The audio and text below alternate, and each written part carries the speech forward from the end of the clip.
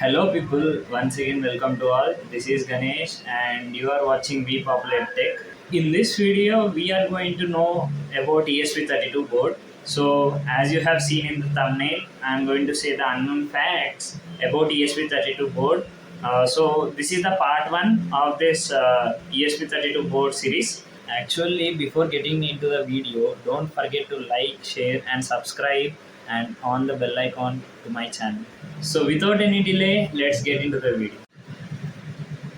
So actually this is the ESP32 board that I have ordered from the Rogu website, and it is from the Rogu things. And let's unbox this. Yeah, so we are having an ESP32 uh, first version, and we are having 36 pins for this ESP32 board,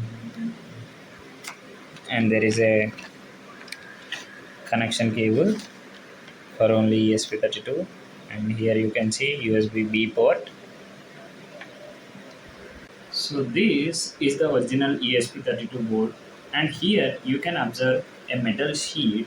So inside this metal sheet we are having a Hall effect sensor.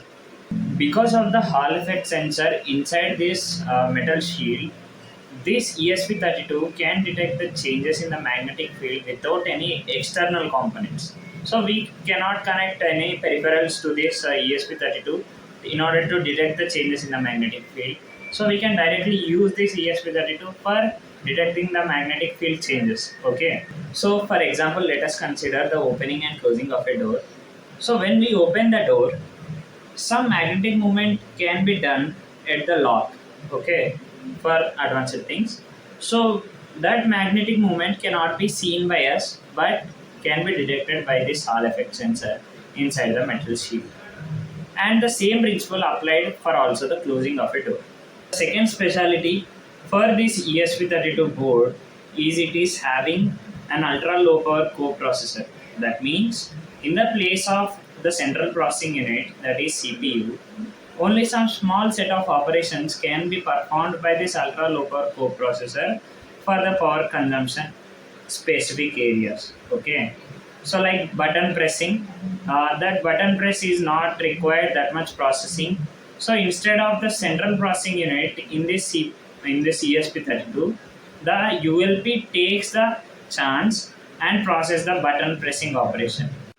So because of the ultra low power coprocessor in this ESP32 board, the battery life can be increased. This allows ESP32 for significant battery life, as the main CPU in this ESP32 board remains off for more time and increases the project battery lifetime.